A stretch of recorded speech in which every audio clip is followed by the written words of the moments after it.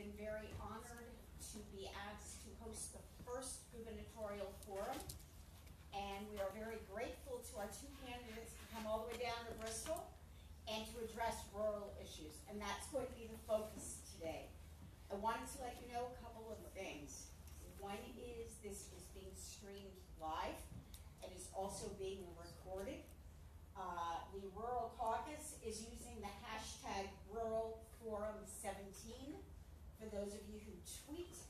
The Northam Twitter hashtag is hashtag GameOnVirginia, and the Perriello hashtag is hashtag GoTomGo. Please feel free to use those, and maybe you can explain to me how to use them. So for those of you who don't know, the Rural Caucus in Virginia was formed originally many, many years ago, and didn't get a lot of attention because up until recently, and by recently I mean the last 4 years or so, rural Virginia was a drive-by, flyover, but in the last 4 years, the Democratic Party, in an effort to bring all of us to the table, and rural is 90% by land of Virginia. So in case you think there's not a lot of us, there are a whole lot of us. One of the things that we learned in November is that we cannot ignore rural voters. So that's why I appreciate your all being here today. I know the weather has been not exactly cooperative, and this is a tough weekend, but I appreciate your being here. I wanted to let you know a couple things. First of all, we want to thank the birthplace of country music. It is a Smithsonian institution that was made possible by having Democrats in the big house in Richmond. Mark Warner and Tim Kaine made sure that this part of rural Virginia had access to culture and had a showpiece. I'm sure if you've had a chance to walk around, this is a showpiece that we all can be very, very proud of. We have two phenomenal candidates this year. Both of them are outstanding Virginians who we can be proud of. And I'm sure you all know that I don't even have to say anything about New Jersey. I'm sorry for them. But we in Virginia are very, very blessed to have two phenomenal candidates who are going to hold the line. And with your help, we are going to be the wall that Donald Trump built. There you go. We are going to keep the crazy out of Virginia.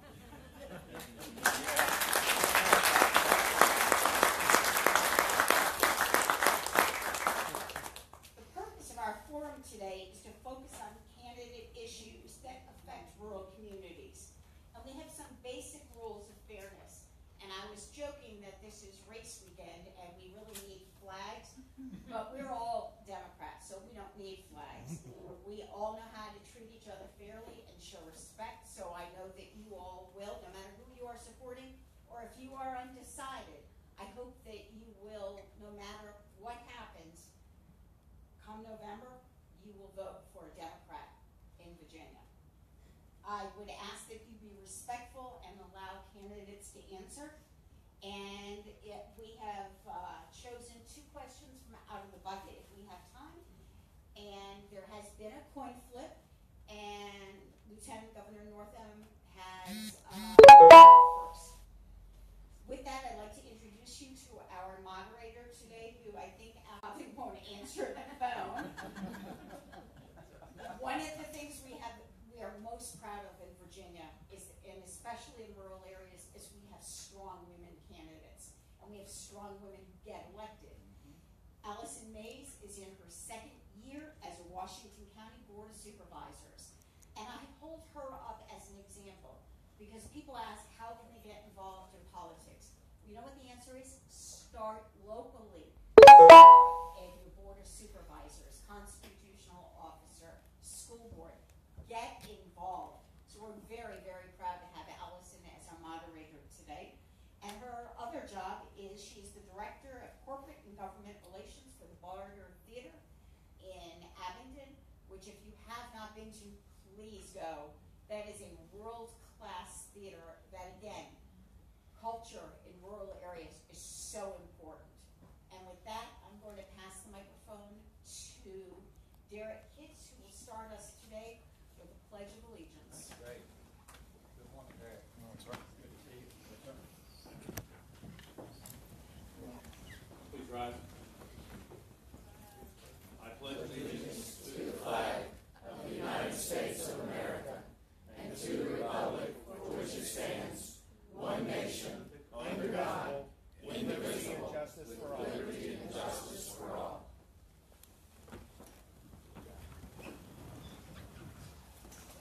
Again, I remind you, we are all Democrats, and we are in this together. With that, here's Allison. Thanks, Vic. I appreciate the kind introduction, and regardless of what you say, I appreciate being invited to moderate this today. I'll come over here and sit there, Lieutenant Governor.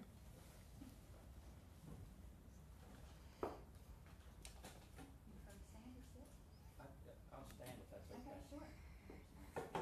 I've got one. Our first question is if you could give the audience an account of your background, where you're from, where Do you're we get an educated. opening statement? Absolutely. Sure.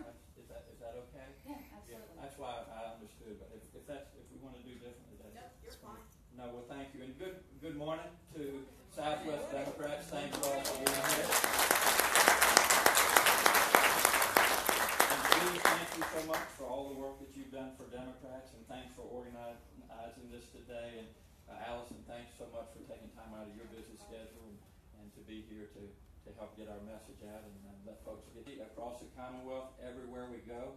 And I think the reason we ask ourselves why that is because what we saw in 2016, really an election that was based on a lot of hate and bigotry and fear and misinformation, and people are really standing up and saying, this is not the country that I signed up for, this is not the Commonwealth of Virginia that I love, and we're not going to accept what we saw as the new normal. So not only do we have an opportunity to win the governor's seat, the lieutenant governor, and the attorney general, but we have a great chance this year of picking up a lot of delegate seats. And there are 17 delegate seats in Virginia that are currently held by Republicans, that if we can switch those, and Hillary won them in 2016, we can get our majority back in the House, and we can go back on offense and stop playing so much defense. It is great to be back in the Southwest, and I have had some great memories out here. I have been to the Barter Theater in Abington. I've been on the Creeper Trail, the Spearhead Trails. I even was in the Trail of the Lonesome Pine there in Big Stone Gap, where I was the foreman on the jury, and we found the guy guilty. And that's the story. But, it's very similar out here to where I'm from. I'm from the Eastern Shore of Virginia, as far to the east as you can go. But the people are hardworking and genuine, and it's just great to be with you all this morning. I've had some great opportunities. I grew up on the Eastern Shore. I'm a product of public schools. I went to the Virginia Military Institute. I then went to Eastern Virginia Medical School. I took a commission in the Army where I served for 8 years, taking care of wounded soldiers during Desert Storm. I've been able to take care of sick children and their families for over 25 years. And then serving in the Virginia Senate has been just a tremendous privilege for 6 years. We did things like the smoking ban in restaurants. I was responsible for that. We have fought to make sure that women have access to reproductive health care. We have fought for common sense gun legislation across the Commonwealth. And then, as Lieutenant Governor, I work with some great people, Terry McCullough and Mark Herring. We've brought in over 192,000 jobs to the Commonwealth of Virginia. Our unemployment rate has gone from 5.1 to 3.8%. It's the lowest that it's been in 9 years. It's the lowest in the South of this country. So good things are happening in Virginia, but we can do better, and that's why I'm standing here today to want to be the 73rd governor of the Commonwealth of Virginia. As you may imagine, I listen as a doctor. I hear what's going on. People want a job that they can support themselves and their families with. They want to make sure that their families have access to affordable and quality health care. They want to make sure that their children have access to world-class education, and they want to live in safe neighborhoods where there are not guns on every street corner. So I have listened. They also, as I mentioned earlier, they want a leader that will stand up to what's going on in Washington, and make sure that his tactics, his fear, his discrimination, his hatred don't come across the Potomac River into the Commonwealth of Virginia. So I want to give every child the same opportunities that I've had. I want to give every family the same tools that Pam and I have had to raise their children. And finally, I want to continue to promote economic opportunity for all Virginians, no matter who you are, no matter where you are. I look forward to sharing my thoughts, my vision on how we take Virginia to the next level, and I appreciate you all being here to listen. So thank you very much.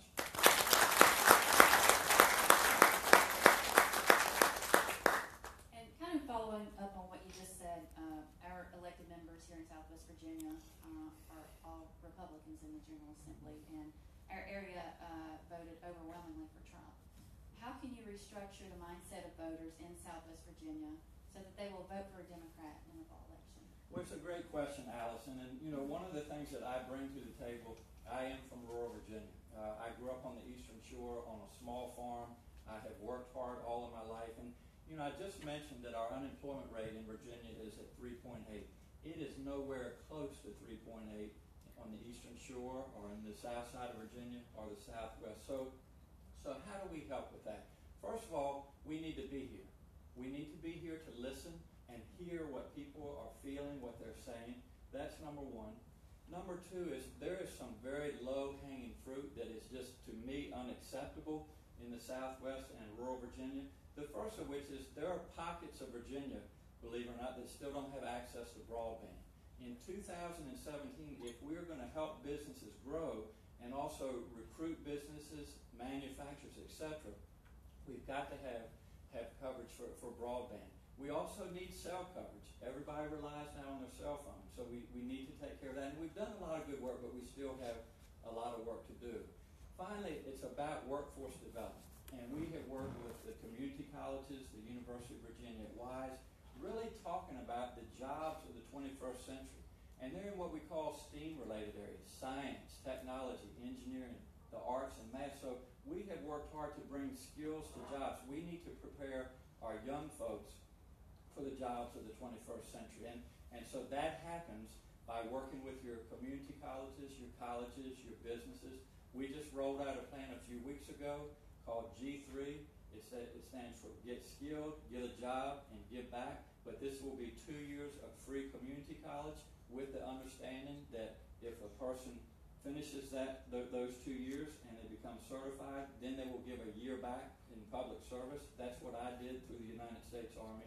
So that's something that will be very helpful. And then finally, this is something that we talk about all the time, but we really need to wrap our arms around it, is the opioid crisis. And just so you all know, we lost 806 Virginians to opioid overdose last year.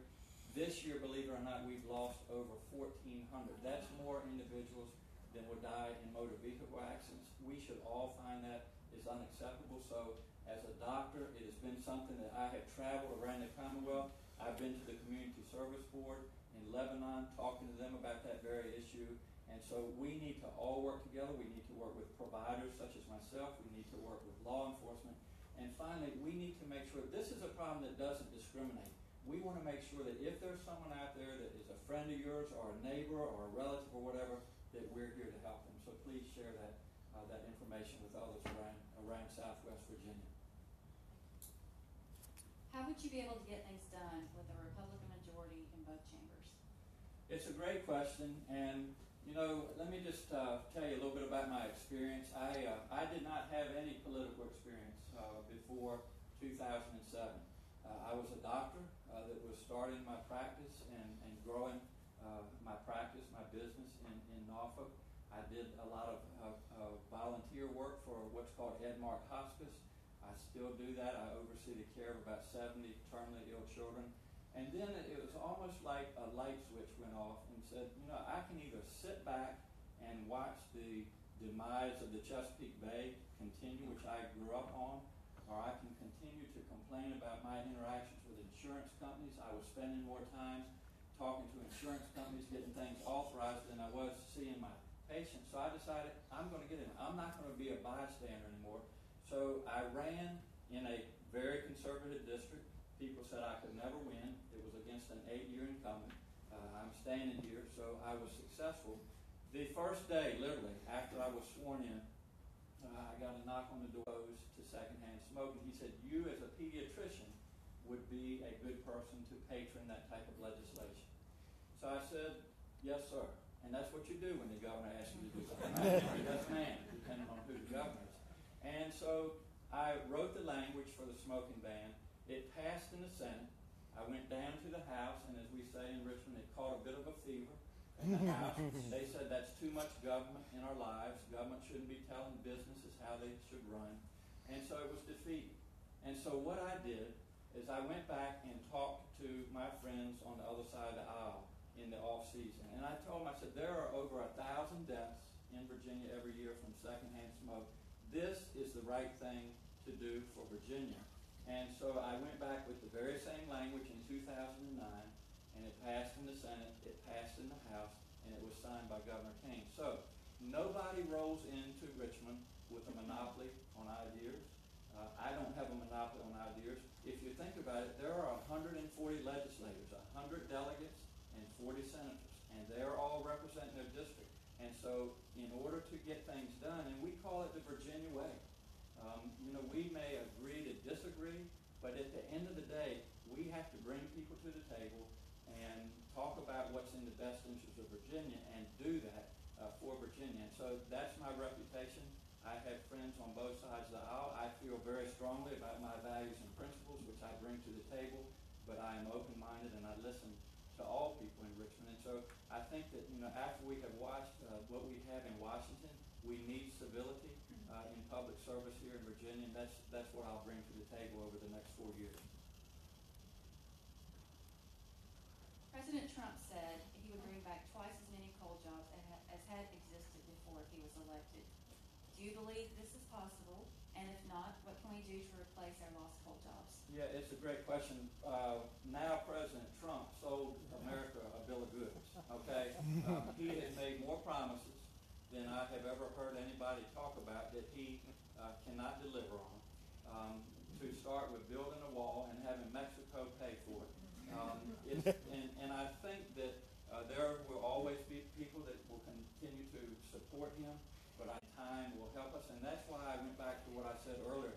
This is the time for Democrats in 2017 because of what he's done. And I went to VMI. I was the president of the honor board. That's one thing I will tell you. If you hear it come out of me, it's the truth. Not a thing that comes out of that man's mouth. You can rely on. As we say on the Eastern Shore, he lies like a rug. And so he sold them a bill of goods out here. He said he was going to bring coal jobs back. If they come back, I am grateful and glad that will happen. I think the metal type of coal will continue to be taken out of the earth here in Southwest Virginia. The type of coal that you use for heat and energy, I don't think that's coming back anytime soon. I just had a conversation with coal miners last week. I was just outside of Tazewell. They're worried about losing their pensions. They're worried about losing their health care. I told them that we're going to help with that. But we have to, I think, Allison, redeploy those workers. I mean, to sit here and say that coal jobs are going to come back, I think is misleading. We can't do that to people. And as I've talked to people around the Southwest, I think the sell that what we're trying to do with young folks is an easier sell, to talk to them about 21st century jobs, to talk about alternative, green, renewable sources of energy such as solar and wind. I think they get it. I think they get the jobs of the future and things like cybersecurity and unmanned aerial systems and biotechnology. But I do worry about the 55, 60-year-olds like myself that's all they know. They've been in the coal mines all their life and they've lost those jobs. And it's the same, someone came to the Eastern Shore where I'm from and said, "Ralph, you can't farm, you can't work on the water anymore." That's all I know. So we've got to reach out and work with those people. I think if we can bring in industry, I think if we can expand University of Virginia WISE, build that up, do more construction, that will be a way of giving these individuals jobs. But we just can't ignore folks. We've got to listen to them and let them know that we're here to help them. President Trump's proposed budget eliminates programs that help rural Virginia, such as the Community Development Block Grant Program, the Appalachian Regional Commission, and the National Endowment for the Arts. What will you do as governor to deal with the potential loss of these federal funds? Well, thank you for that question. And, you know, those, and then in addition to things like health care in Virginia, he's threatened to take $73 million of the money that we have used over the years to restore the health of the Chesapeake Bay. So a lot of these things, Allison, we depend on federal funding for, and so for him to come in here and take that away is a threat to us in Virginia. And you know, just things like health care, to repeal the Affordable Care Act and say that he's going to replace that, to take thousands of Virginians off of coverage. We've got to be in a position in Virginia where we can take care of these individuals to make sure that they and their families have access to things like quality and affordable care, to have access like things like the arts and museums. And you know, Pam and I have been such supporters of the arts and the music, and to have a president that doesn't have these as a priority is very concerning. One of the last things I'll say, and we were talking about what we can do to help Southwest Virginia, you know, in addition to trying to build up our workforce development out here, our education system, to promote tourism. That's something I didn't mention before, but tourism has done very well across Virginia. But you know, Amtrak, I think it's so important. We have worked very hard with Amtrak. We're now bringing it to Roanoke and then Christiansburg. But what a great way to open up the Southwest, not only for people that want to live and work here, but also people that want to come and visit. And I don't know about you, and I didn't come here to throw stones, but I don't get nervous too often, but I get nervous driving on 81 with all those trucks, and we drive in a Prius. And I tell Seth, be careful, because if we get tangled up with one of these trucks, it's not going to be a good ending. But anyway, with 81 where it is, and hopefully we can expand 81. To your question, what do we do in Virginia? I think we really work with Amtrak and get Amtrak out to Bristol. I think it would be great for the Southwest. You touched on this a little bit, but has Virginia made a mistake by not expanding Medicaid? And what can you do as governor to deal with the issue of uninsured working Virginians? Oh, my Lord. How much time we have? 3 hours and 3 minutes. You know, let me start by this, saying I have taken care of sick children and patients for over 30 years. I can't predict the future, but I can tell you that every one of us in here is going to have a day when we need to go see a provider. And for Virginians and people in this country to be one medical illness away from financial demise is immoral. And I come out and I volunteer at the RAM clinics. I've been to WISE, and I watch these people line up at midnight around the block. That's the only day in the year where they have access to vision care, to dental care, and general medical care. That's immoral, ladies and gentlemen. And so,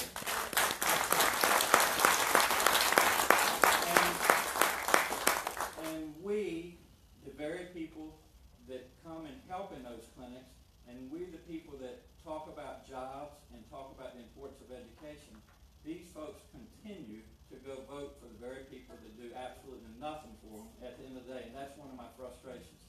Medicaid expansion is part of the Affordable Care Act.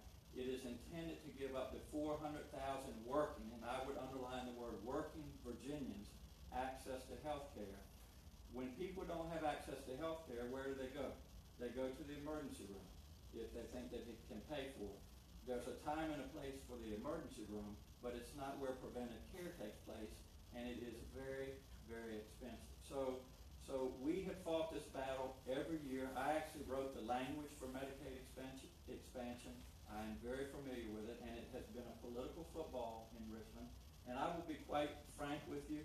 They didn't want to give Terry McAuliffe a victory. They also have never accepted that Barack Obama was our president, and that was the reason that Medicaid expansion didn't occur in Virginia. Now, I want to finish on this note, and I will continue to fight for Medicaid expansion. I will continue to bring people to the table and try to educate them as to the importance of this. But every day that we don't expand Medicaid in Virginia, we're not only leaving on the table, we're giving to our neighbors who we compete with over $5 million a day. Since January of 2014, when Virginia was eligible to expand Medicaid, we have given away over $10 billion with a B dollars. And I remind people, as a business person, I'm a part owner of our medical practice. Any business person that tells me that it's a good idea to give their competitors over $5 million a day, I will tell you as a neurologist, they ought to have their head in. So we need to expand Medicaid. As a member of the Washington County Board of Supervisors, we often see mandates issued by the state, but the cost of these mandates pass back to the county or city. Could you offer a better solution going forward? You know, Allison, I've been in the legislature for 10 years, 6 in the Senate, and 4 as lieutenant governor.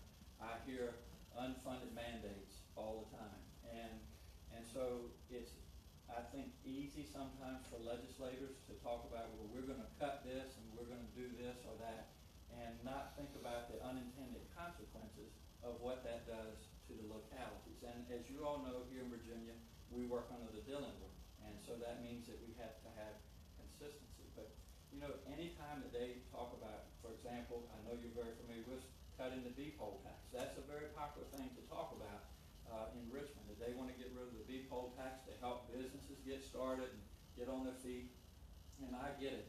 But at the end of the day, that's just an example. If they in Richmond say, we're going to cut the beepoll tax in Washington County or Bristol, whatever the case may be, that's money that comes away from the localities and you never see back. And then you have to talk about raising taxes, raising revenue to meet those changes or demands. So yes, I am very familiar with unfunded mandates, and I have always been very sensitive to that.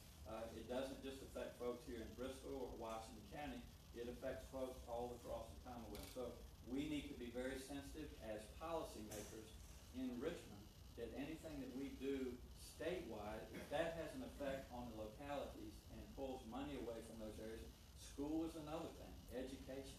I mean, we need to fund our teachers, and all of these things have to come out of local sources. So we need to make sure that at the state level, we never do anything to pull resources away from the local level. And one last question before we go to the audience questions. If elected, will you commit to support the winner of the primary in the election? Oh, absolutely. You know, I think that Tom Perriello, I'm sorry, my mouth is dry. Tom, I think that Tom is a great person. He's a public servant. He served in Congress. You know, he's done great things for the Commonwealth of Virginia. And people say, well, you know, there are good things about primaries and the things that aren't as good, but I think one of the best things about primary are forums like this where people can come and hear both of us talk, hear about our vision for Virginia, hear us put our resumes on the table. And so that's a good thing. Do they put people in awkward positions? Absolutely. As you look around, you look around the room, you see some Northern stickers, you see some Perriello stickers, and that's good. That's what democracy is all about. So yes, this has been good for the Commonwealth of Virginia. It's been good for our party.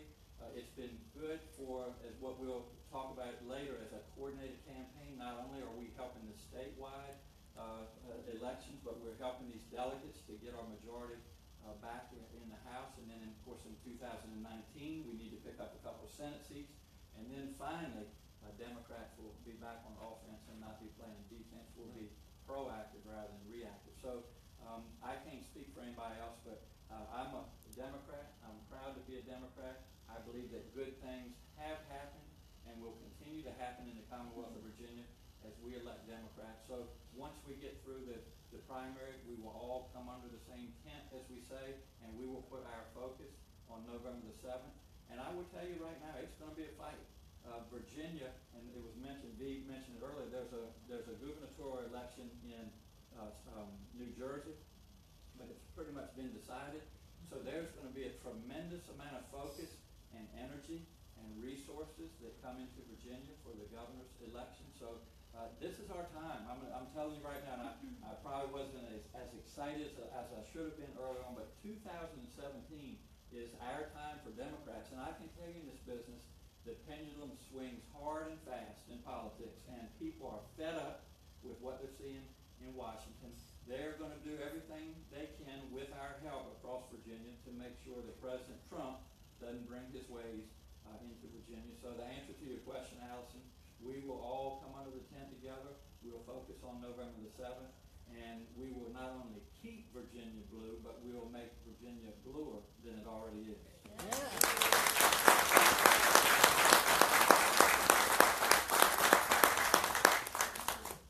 Okay, our first question from the audience. Do you believe that we should increase the gas tax, say 4 cents, to improve the road system? That's a great question. So let me give you a little bit of history. In this, I came into the Senate in 2008. We had not had any new sources of revenue go into transportation since 1986, when Governor Jerry Balaus was our governor. Our roads were crumbling. Our bridges were falling down. And then finally, in 2013, Governor McDonnell, as you all know, a Republican, put a tax plan on the table for transportation. It wasn't perfect, but it brought people to the table. And so for the first time since 1986, we have a new source of revenue coming into Virginia for transportation. And I'm not sure there are a lot of projects going on, Allison, around here that you can take note of, but certainly up in Northern Virginia, I-66 is being expanded. 95, or the hot lanes are being put on 95 to help people get up and down that corridor.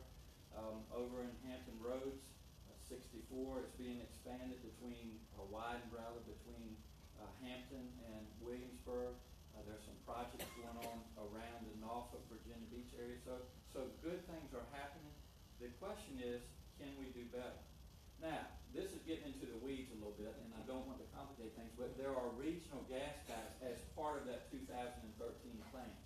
The problem is when we wrote the language, we didn't put a floor on what was being received from the gas tax. It was calculated on the price of a gallon of gas rather than a gallon of gas. And so we thought that with inflation, the cost of gasoline was going to go up. Well, as you know, it's kind of gone down. So we have lost a lot of revenue that we thought we were going to have. Now, so which comes to my next point, is that for the last 2 years, we have tried to fix that by putting a floor so that we're not losing all that revenue. Well, the Republicans say, no, that's a new tax, so we're not going to have anything to do with it. So the reality, Allison, I have been an advocate back when I was in the Senate. Governor Kane and I traveled around the Commonwealth of Virginia talking about a gas tax. Every penny that we put on the gas, a tax on gas, brings in about $75 million a year. But to sell that in Richmond is difficult. And so I don't know if I made the point earlier, but sometimes, we try to sit down with folks and change their minds. But if you can't change your mind, you need to change your seats, okay? So that's what we're in 2017. And we're doing that, then we'll be able to make our road plan. Time for one more? Yes. As governor, what will you do to promote party unity and attract new members to the Democratic Party, making them feel welcome? No, great question. And let me just start off with what I have observed over the Commonwealth during my 10 years in public service. We have what we call gerrymandering, right? This is a reason that this election, another reason that this election in 2017 is so important. We will redraw our district lines in 2021. If we don't have a Democratic governor, we could literally go back, not only the Democratic Party, but the Commonwealth of Virginia, go back 10 plus years. So we've got all these seats. And let me just make this point. When I ran in 2007, there were 140 seats, 100 delegates, and 40 senators. Only 17 were competitive. That's not good democracy. That's because of gerrymandering. Okay? So how do we fix that? Well, first of all, we advocate for nonpartisan redistricting. That's something that I have fought for ever since I've been in the Senate. But one of my pet peeves is that we always encourage people to run. Derek's, right? He's a good example over here. Derek, thank you for running for Congress last year. We encourage great people like Derek to run, and then we act like they've got the plague after they sign up. And it happened to me in 2007. They said, Ralph, you can't ever win. They wouldn't give me any help with my website, wouldn't give me any help with my resources, my message, etc. So we need to continue, one, to encourage good people to run, but once they step up to the plate, we as Democrats have got to support them. And so there's a group, and I don't know if you all have heard about it yet, and I don't know where they came up with the name, but it's called the Amigos. And they are well funded. A lot of them are out of Northern Virginia, but their primary goal is to help people that are running in these tough districts get the support they need. So if we can help them with their resources, if we can help them with their website, and most importantly, if we can help them with their messaging, then we've got a chance to pick up a lot of these seats in 2017. So I have driven around the Prius over 115,000 miles around the Commonwealth of Virginia. I have been to over 180 stops to help delegates and senators and people like Derek get elected. I am committed to doing that. That's the only way that we as Democrats can ever get back on offense and stop playing defense. So we'll encourage people, we'll train them, and we'll make sure that they have the support they need to be successful. And again, at the end of the day, we're going to keep Virginia blue, but we're going to do that by getting a majority back in the House, and we'll get a majority back in the Senate in 2019. And again, we'll start doing some good things in the Commonwealth of Virginia.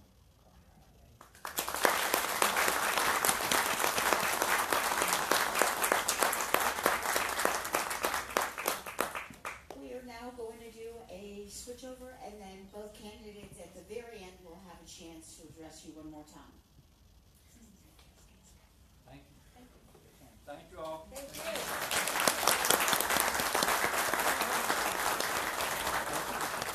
Thank you for your time. You did an excellent job. I'd like to remind you that we're using the hashtags #RuralForum17, #GameOnVirginia, and #GoTomGo. And we'll be right back with Tom Perriello.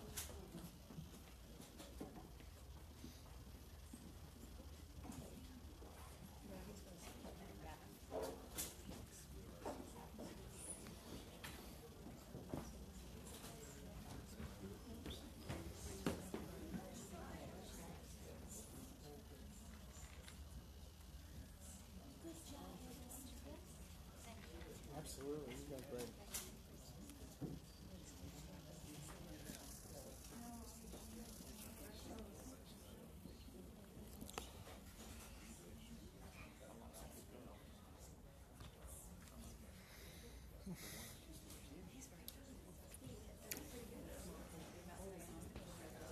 He did very well. Yeah, he was.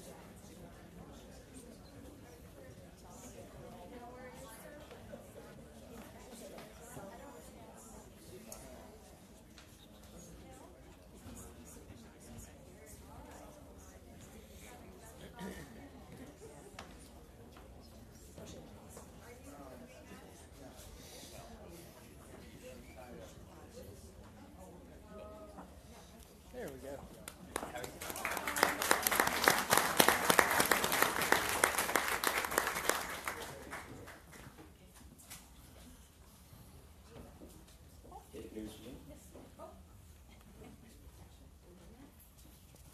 On behalf of the Rural Caucus, our entire executive board, I want to welcome Tom Perriello to Bristol to this wonderful event. And also, we know a little bit about your rural roots as well. So if you don't mind starting with giving us a 3-minute introduction, then we'll go into the questions.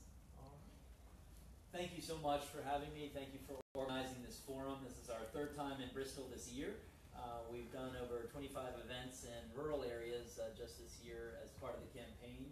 As was mentioned, I was born and raised outside of Charlottesville, Virginia, represented in Congress an area that included most of Southside Virginia, and now live in Northern Virginia. So I've had the benefit of experiencing a great deal of the state north to south, and then obviously as much as possible east to west as well. And I think this is an incredible moment for our Commonwealth. I think it's a time where our state has really come together in resistance to an agenda that's trying to divide us, an agenda of hate that we've seen from the Trump administration, but also one that's focused on what comes next.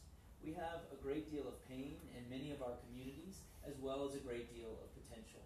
We are at a moment where so many have seen their jobs lost, either to outsourcing outsourcing overseas, but increasingly to automation.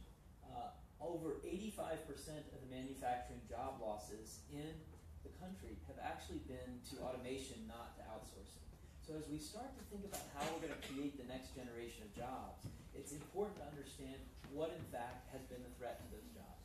So in meetings with brilliant people across southwestern Virginia who've been working for years on how we can continue to build our economic future here, it's about building on the assets that are already here. It's not believing that we are one giant corporation away from solving all of those problems. So I believe right now in Virginia we can do two things. We can be resistant to those forces of hate that are trying to divide us, and we can have a positive vision of economic growth that leaves no region or race behind.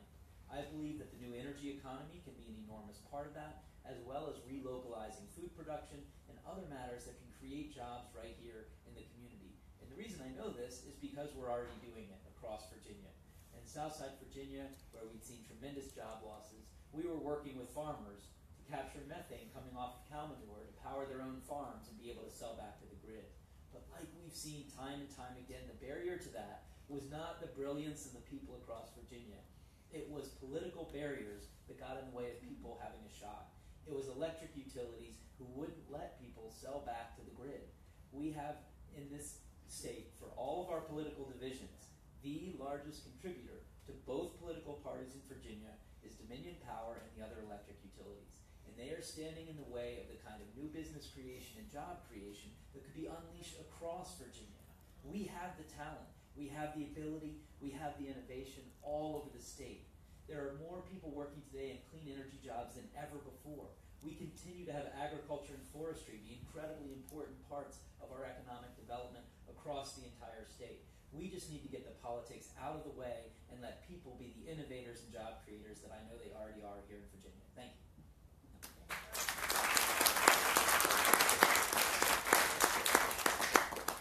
Thank you. And if you're more comfortable standing up to address the audience, you're welcome to do that. You don't have to sit here with me, so whatever you're comfortable with. I'm proud to sit here with you. In Southwest Virginia, one of the poorest regions in the country, all of our elected members of the General Assembly are Republicans, and our area voted overwhelmingly for Trump. How can you restructure the mindset of voters in Southwest Virginia so that they will vote for a Democrat in the fall election? So we have a three-part strategy. You show up, you listen, and then you have something to say. And I think right now we've been here over and over again, both my time in Congress and how we're conducting this campaign. And what I see is actually a two-step process where one step has already happened. I believe that the voting for Trump here was actually a rejection of the Republican Party. I think you saw 12 other establishment Republicans, one by one, rejected by people across Southwest Virginia and Republicans across the country. And that's because they know the Republican Party sold out people a long time ago. They sold out areas like Southwestern Virginia for their corporate lobbyists and for Wall Street. And so this was the first step. The next step is to realize it's the Democratic Party that's actually standing up and fighting for people like them across this region.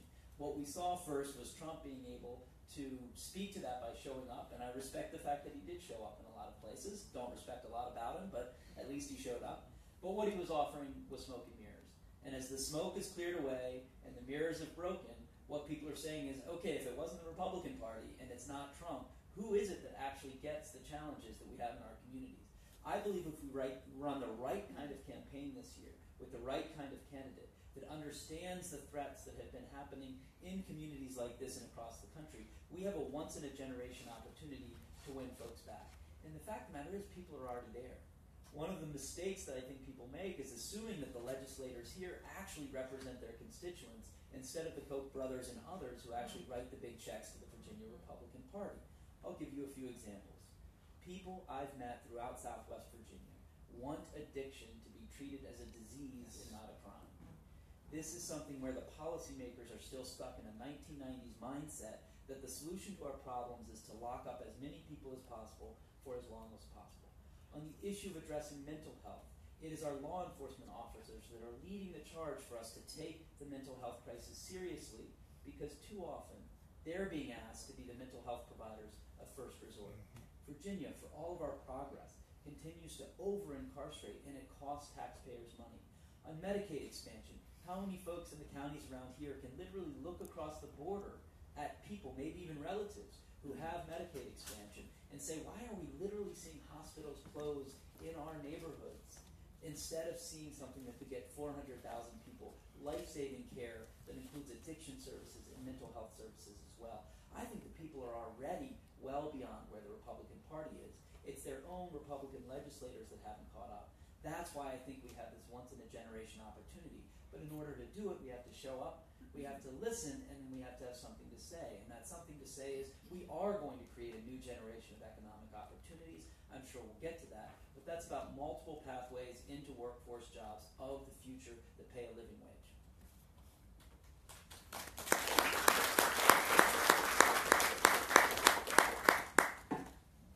As governor, how would you be able to get things done with a Republican majority in both chambers? So, for those who don't know, I just finished a job working as a peace negotiator in Central Africa. And I think if I can bring together folks who've literally been fighting each other for years, I should be able to get Republicans and Democrats together. And it is true. We have had way too divisive of a politics. And I think this is an opportunity for us to do so. Part of it is I have worked on and off as a diplomat and as a peace negotiator, and I think those are a different set of skills than you normally see in politics to bring people together.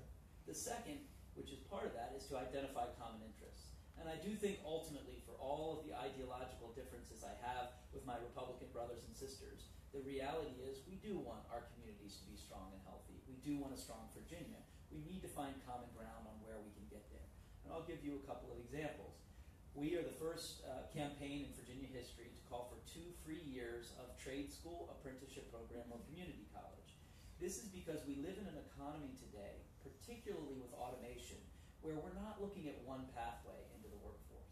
It's not the 4-year degree for everybody. It's going to be multiple pathways of training that allow you to get that kind of job you can support your family with. And if you look at the college system, it's often communities of color in urban and suburban environments and rural communities. So the very groups that Trump wants to divide, that too many Republican legislators want to divide, actually our economic agenda comes together. The same with raising the minimum wage. That's why it's so shocking to me that Virginia's minimum wage is below West Virginia's. Here it's still $14,000 a year to be working full-time on minimum wage. That's because in West Virginia, they actually took it to the people in a much redder state than Virginia, and that passed. But in Virginia, it gets blocked in the legislature, not because that legislature represents areas like this. It's because it represents ideological donors that write gigantic checks. It's time for us to get that out of the system. When we bring it back to the people, the fact of the matter is we share an incredible amount in common.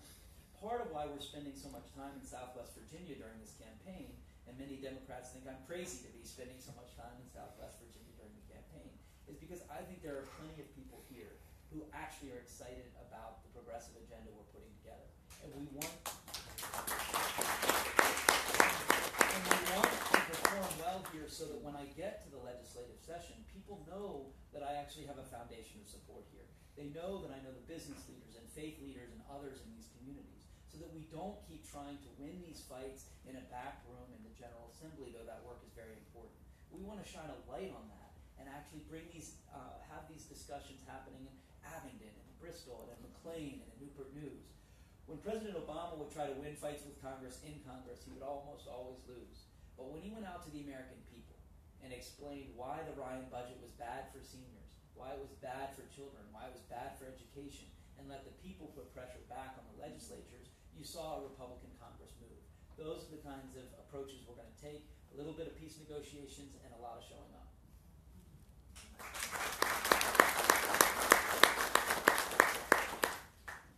You touched briefly on the Medicaid issue, and would you say Virginia has made a mistake by not expanding Medicaid? And what could you do as governor to deal with the issue of uninsured working Virginians?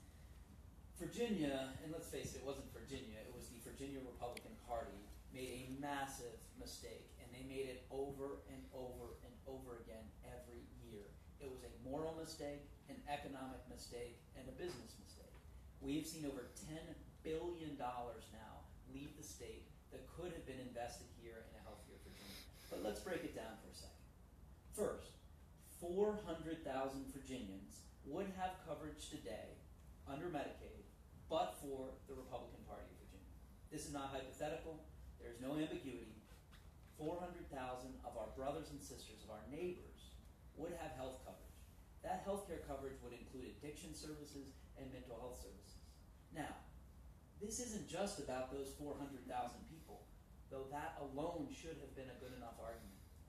What the Republican Party of Virginia did was vote for 8 straight years, to raise all of our premiums on the middle class.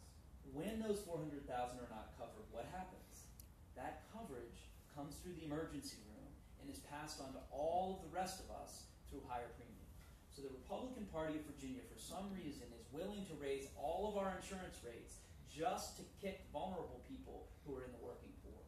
Now, in addition to that, you then undermine our clinics, our community health centers, and our hospitals that desperately need these folks to be insured.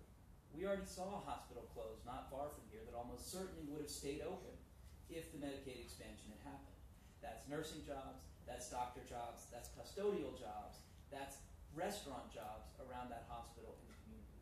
The Republican Party's ideological opposition on Medicaid is one of the clearest examples of political malfeasance and moral malfeasance that I have seen in my lifetime. The Republicans I grew up with in Virginia would not have understood this kind of approach. Now, a lot of this has to do with gerrymandering, because what we've seen is Republicans in redder and redder districts only worried about a primary, instead of having a level playing field where they actually have to compete for the votes of the people. This is one of the reasons why I have guaranteed that I will veto any partisan district map, even if it's a bipartisan deal where the parties come together to protect each other. I will veto that map, and I will spend 2 years before those maps get to my desk fighting to make sure that any legislator of any party who comes home and tries to explain why they think it is okay to rig the system will face a toxic political environment.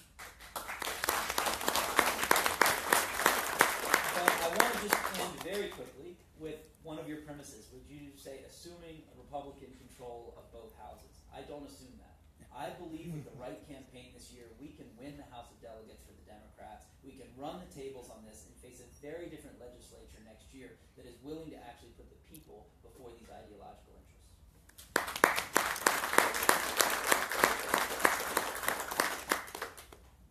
Trump said if he was elected, he would bring back twice as many coal jobs as had existed before.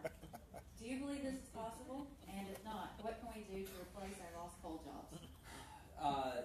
It's not possible, and I think most people, including some of his most ardent supporters, have learned not to believe most of what comes out of President Trump's mouth. And I think we've seen that over and over again in reactions. It's wearing thin. And I think this is one of the reasons why this is an exciting opportunity. People understand, as I said, that what President Trump was offering was false promises. We do have a very serious crisis here in lost jobs, not just in coal, but in manufacturing. What we've seen, though, over the last few decades is the greatest threat to those jobs has actually been automation. You've seen productivity and profits go through the roof for the coal companies, but the number of jobs drop dramatically.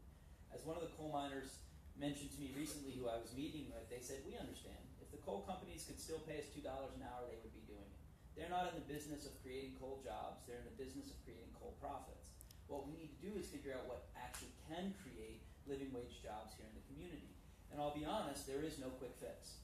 We have tried to think we're one giant corporation landing here away from solving all of these problems.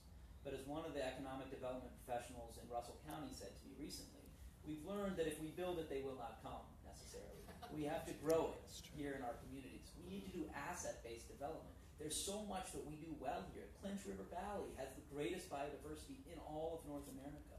We have unbelievable cultural traditions to draw on, like the museum we're at here today. We have incredible skill sets here in the area.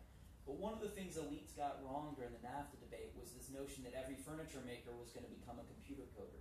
It's just not what people do. People want to build and make things, and we need to create the economic opportunities to do that. This is why I'm so bullish on clean energy jobs. When we move from an economy of extraction to an economy of restoration, there are actually greater jobs. There are more Americans working today in clean energy than in fossil fuel energy. We're just not doing it in Virginia because the utilities get in the way. One of the greatest energy efficiency companies in the world is actually located not far from me in Arlington, Virginia. It's called O-Power. It's headquartered in Virginia, but it does not operate in Virginia because because our laws are so bad. We are dead last on renewable energy, clean energy, and energy efficiency in many cases, because our utilities are insisting on a monopolistic approach instead of a consumer choice approach. We saw in Southside Virginia, if you open that up, it's regions like Southwest that are going to benefit the quickest. We could literally look across borders where I was in North Carolina and see the solar jobs that could have been created here. Wind jobs, efficiency jobs. I believe as governor that I can forward fund efficiency investments that would give us an opportunity to put tens of thousands of Americans to work. We also need to get back to local food production. I used to be a skeptic of this, but I believe we can scale up the kind of ag and forestry jobs here in Virginia. We can look at small business growth, but we need to understand what the threat is. And it's been automation and consolidation in the economy that have been the greatest drivers of crushing this. I want to take one point of order here. During the Clinton recovery in the 1990s, 70% of new businesses were created in small and medium-sized towns. During the recent recovery, only 17% was in medium-sized towns, 0% on net in small towns and counties. We have got to reverse that trend and get serious about making sure that the next generation of small businesses are growing in areas like this. As a member of the Washington County Board of Supervisors, we often see mandates issued by the state with the cost of these mandates passed back to the county or city. Could you offer a better solution going forward? It's a great point. And sometimes we get the worst of both worlds here in Virginia, which is that we have a lot of power centralized in Richmond.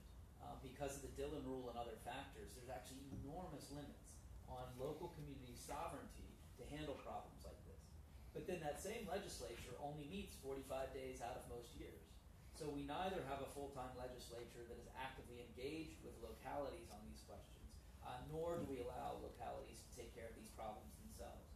As we've looked at the policies that we've put forward on issues like paid medical leave, on issues like the debt-free community college program, we are very cognizant of making sure wherever possible that we are doing things that actually reinforce the investments localities are making instead of adding additional mandates without giving them the resources to respond.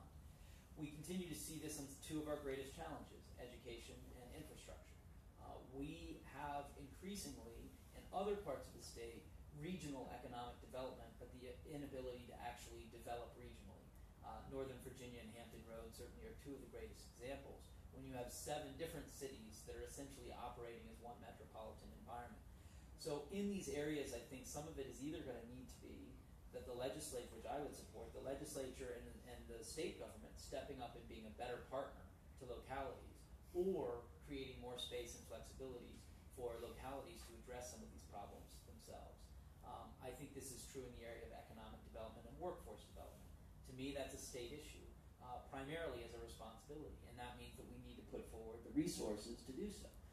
We see this again with education. We have increasing needs in many cases, more and more ESL students, more special needs in our localities. And if we are going to mandate that all those kids are taken care of, which I believe we should, then those mandates must include the resources to do so. One of the challenges in education since the Great Recession is that we've essentially balanced the budget on some gimmicks that change the ratio of support staff to teachers, just to take one example. So we essentially had a ratio we were supposed to meet. We've changed that. What that means is there are fewer counselors and other support staff in our school. That means as soon as a kid acts up, that very kid that needs some help and some counseling to get back on the right course is that kid most likely to get suspended and then told that they're outside the system and end up potentially on a school-to-prison pipeline. There's so many, as we restrict in the school, more time where people are sitting in a chair still instead of taking art or recess or gym or other outlets, we're seeing more kids act up. To be honest, this was me. I was a pretty hyperactive kid. And I'm sitting still well now. Better.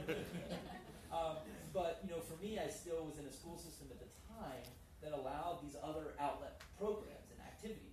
Plus, I had the structural privileges of race and class and gender that meant when I did act up, teachers were inclined to say that was cute and look at how dynamic he is. But now I know how many kids there are out there across Virginia who have the same traits and the same potential, but instead they're being told to sit still and they're going to act up just like I guarantee I would have acted up. But if you don't have that support staff, because the legislature isn't giving that support, then you're going to see more and more kids lost and on the wrong track instead of on track to the Ivy League Congress and maybe being governor someday.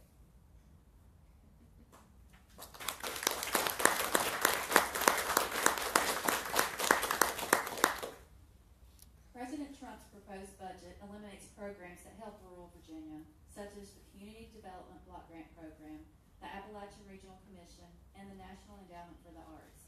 What could you do as governor to deal with the potential loss of these federal funds? First, we resist. The good news I can tell you is that I believe the resistance to Donald Trump's agenda is working.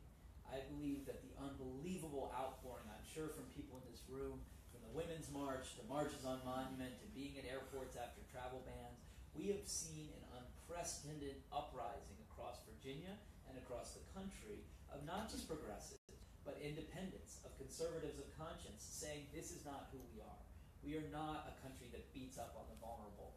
We are not a country that wants to cut all of the funding for Chesapeake Bay cleanup or for the arts. And I think what you've seen is that coalition of conscience come together and stand against this Trump agenda and slow it down. So the first thing we have to do is not let anybody else tell us what's possible.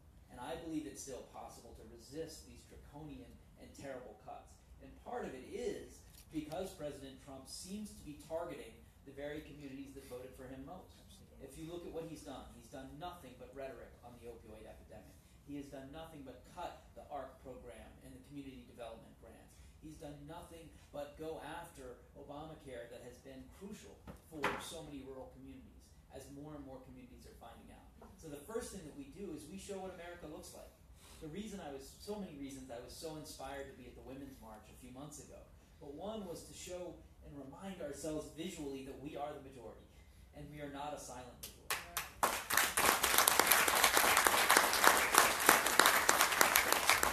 When I think back 8 years ago when I had just gotten to Congress, I'd just been elected with President Obama, we were literally on the verge of a Great Depression. And by this point in his presidency, we had already passed a Recovery Act that prevented a depression here in Virginia. We had passed the Lilly Ledbetter Act to give women better opportunities for pay equity. We had already expanded the SCHIP program for children's health programs across the country. We'd actually put people in charge of the EPA who actually wanted to protect the environment. We'd put people in charge of the State Department that believed in diplomacy and in development. And when you think about how much was accomplished then versus now, for all of the terrible things that Donald Trump has proposed, very few of them have actually happened. And that's because of this resistance. And I think the same thing is going to be true with these terrible budget cuts that would be devastating for rural communities like southwestern Virginia. So first thing we have to do is prevent those from happening. Obviously, if President Trump is able to get through these sorts of terrible budget measures that will be crushing for rural communities, we will need to see the states to step up and find ways to support that. And I think what we're seeing potentially is a situation where Republicans at the state level are starting to realize that the Republican Party at the national level couldn't care less about them or their communities. If you look at that Ryan care, Trump care, no care, whatever you want to call him, it was basically passing the buck to Republican state legislatures so they would look like the ones kicking seniors and poor people and disabled off of their health insurance. I think this is a time, long past time, for Republicans of conscience to step up and start showing leadership. One of my greatest disappointments in this race so far, even though it'll be good for me technically in the general election, has been Ed Gillespie's complete and total failure to show 1 ounce of moral courage or leadership in standing up to the Trump administration. He has had opportunity after opportunity during the travel ban. He had 4 days to come out against something he knew was unconstitutional. He knew it was bad for business and he knew it was immoral, but he didn't have the courage and he embraced it. Donald Trump has made proposal after proposal that will destroy jobs in Virginia, that will destroy our Bay, that will destroy our rural communities. And what have you heard of these immoral and job-destructing policies for Virginia? At some point, he's running to represent Virginians or his corporate clients in Washington. And We have one final question, and then we go to our questions from the audience. Will you commit to supporting the winner of primary in the election? Oh, sure. That's not hard. First of all, I think we're just more united as a party than we've been in a long time. Not just in our clear opposition to this hateful and divisive agenda from Donald Trump, but also in what we stand for. We're a party that stands for fairness, we stand for justice, we stand for opportunity. We don't believe that people should lack access to equal rights or women's rights. We want our communities to be safe. But it's also easy because the other guy in the race is a good guy. Ralph Northam is a wonderful lieutenant governor. He's served our country in uniform. I have a soft spot for him since my dad was a pediatrician and my sister is a pediatrician. So I think this is an opportunity for us to really use primaries for what I believe primaries should be used for, which is an actual discussion of ideas and policy.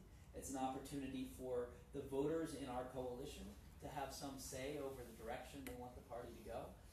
And I think it's a great opportunity to get people engaged. We have more people knocking doors. We have more energy, I believe, in the race since we got in. And I think for the most part, we've stayed pretty positive. There have been some rough news cycles and the rest.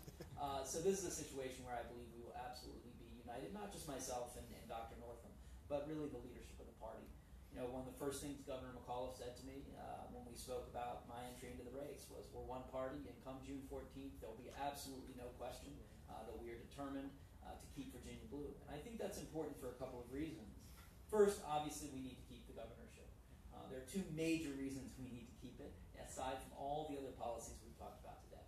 One is the overseeing of the next district maps, as I mentioned. We will have a chance to unlock this rigged system for a decade by the next governor being in a position to veto any of those maps that come through.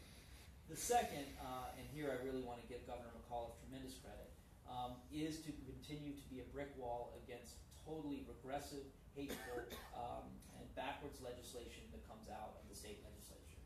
Terry McAuliffe has had to veto over 100 bills coming out of the legislature. Since 2010 alone, we've seen 75 pieces of legislation proposed that would restrict a woman's right to choose. We need to make sure that we are a brick wall against those kinds of attacks on a woman's right to choose and against the affordability and access of that right to choose. We need to make sure we're in a position to veto terrible gun laws that make our laws even more permissive. We need to be in a position to veto laws that try to privatize our public education system and pursue bathroom bills and other measures. So the gerrymandering and the vetoing is absolutely crucial. But, and I know Dr. Northam would agree with this, the other reason to be united on June 14th is to make sure the rest of the ticket is in the strongest possible position to win. We have a great opportunity to win back the House of Delegates, or at least close the margin considerably. We have some of the most dynamic and diverse candidates running that I've ever seen across Virginia. We have a set of candidates that actually look like Virginia and don't all look like me. We have an opportunity to continue to fight and win in communities that haven't necessarily seen Democrats win in the past. So we're going to be united, we're going to be forceful. I think we're going to come out of this primary stronger than we've ever been.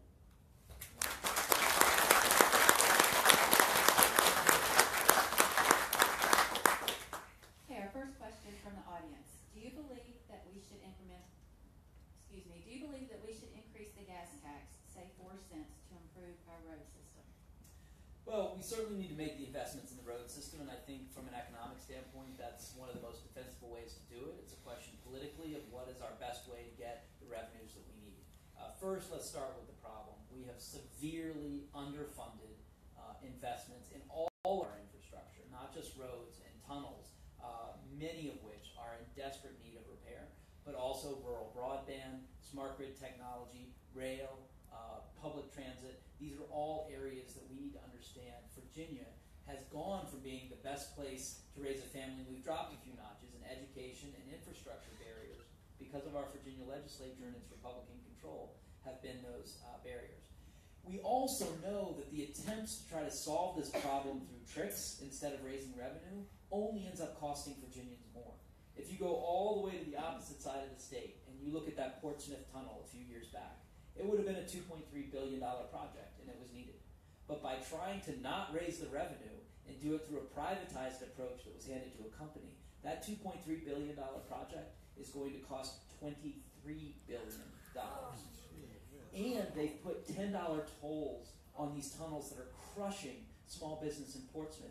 People used to come across to grab dinner or hear some live music. Not happening anymore. It's hitting the working poor. I mentioned earlier, working full-time, $14,000 a year. You're in those tunnels, $10 a day for the tunnels. You miss your Easy Pass 1 month because you couldn't afford the bill. Next thing you know, they're tripling, quadrupling those rates. We have working poor with $10,000 in debts to Easy Pass. So then your license gets suspended. Then you have to drive on a suspended license to get to work because you want to keep the paycheck coming. Now you've just committed a crime because you're driving with a suspended license. So now you're in a criminal justice system just because you were trying to get to work to pay for your family. That's what happens when the legislature doesn't have the courage to step up and make the tough decisions of raising revenue. However we raise them, we are going to need them desperately, and we need them in every corner of the state. I've lived in lots of corners of the state, so I can tell you the problems in Charlottesville, in Southside, in Northern Virginia, and Southwest Virginia are different. The good news is, when we actually do raise revenue on this, and we put people to work. Putting infrastructure projects are some of the best job creators and value creators in our community. Again, whether it's smart grid, net metering, rural broadband, rail, we get this line finally down to Roanoke that we've been fighting for years. It can open up economic development opportunities in communities. So why not put people to work building and making things that make our quality of life better? Why not do that? And if we need to raise a few cents here or a tax there in order to do that, then it has to be what is the one that makes the most sense. You want to address regressivity issues about this not falling disproportionately on the poor, and work with the legislature to put together a package that allows us to do that. But at the end of the day, we need to make these investments. We need to make them now. They're long overdue.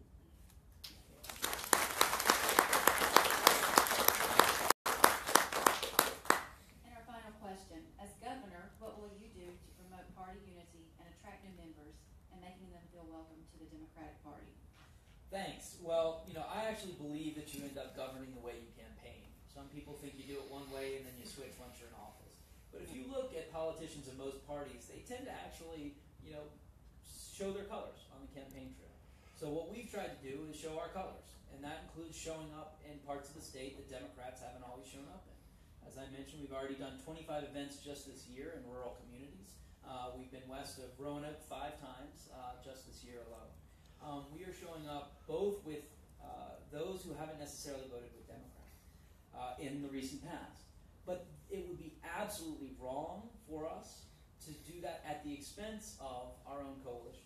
The fact of the matter is there are plenty of Democrats and progressives in Virginia to win this election this year without expanding the party. So what we have to do is both unify and expand the party. If 55% of people who voted for Hillary Clinton vote for us this year, we would likely win this race. We just want that to be higher. Here's the thing. We are trying to unite the party. As some of you know, I was endorsed both by the chairman of Hillary Clinton's campaign and by Bernie Sanders, so that's bringing the party together. And we've been organizing a grassroots response across the country, or across the Commonwealth. One of the things that people have noticed, I think, in the recent years is people want unfiltered, authentic access to a candidate. We've done town hall meetings across the state, something that our elected officials in Congress seem to have forgotten how to do. And we've covered those on Facebook Live. We've had over 100,000 Virginians just watch our town halls online. So instead of going through the 30-second spots and the attack ads and everything else, we think people actually want to have a more serious conversation, and we've tried to do that. But I think it is also about policy. And I think this is a moment for our party where we need to have what we call the walk and chew gum strategy. And that means first, we need to be absolutely fearless and consistent in our resistance to the Trump agenda. We must stand with the vulnerable, whether that's trans teens, whether that's refugees, whether that's immigrant communities. We literally have faith leaders in Northern Virginia who are talking to parents in their parishes about preparing binders of information on their children, their allergies, their pediatrician's phone number, their schedules, so that if the parents disappear in the middle of the night in an ice raid, someone else in the parish can pick up the binder and take care of their kids. We must stand fearlessly with those who are under attack from this agenda. But we also, at the same time, need to have a positive vision of economic growth that leaves no region or race behind. If we only resist, on some level, President Trump's getting to define who we are. But when we focus on a positive vision, that's when I believe we can expand the party. And I just want to go back to 2 things that I've mentioned, because I think they actually do the same thing at the same time. Raising the minimum wage and debt-free community college. We're the first candidate in Virginia history to stand for a living wage with 8 weeks of paid medical leave.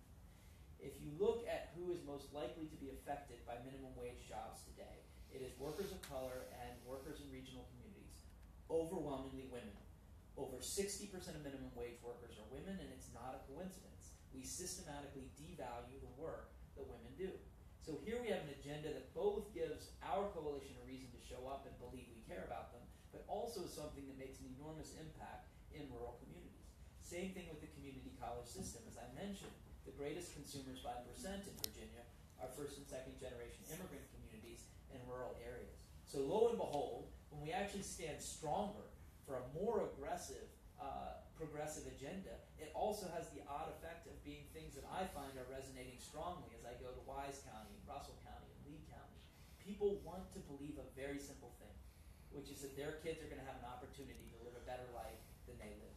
When we stand for education, when we stand for multiple pathways into the workforce where you can come out debt-free, when we stand for people making a living wage that they can support a family with, and when we stand for doing so without destroying our environment or attacking our LGBT brothers and sisters or women's rights, we can put together a coalition, I believe, that both unites our party and expands our appeal and makes sure that we keep Virginia blue in 2017.